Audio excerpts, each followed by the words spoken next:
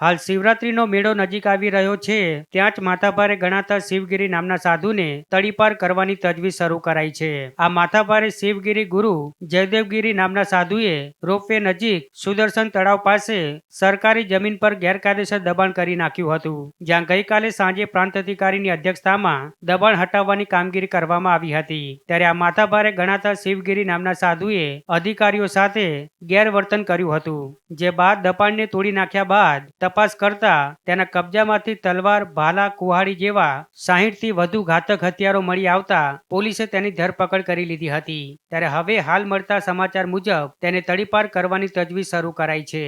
આ અંગે ડીવાયએસપીએ જણાવ્યું હતું કે શિવગીરી માથાભારે શખ્સ છે.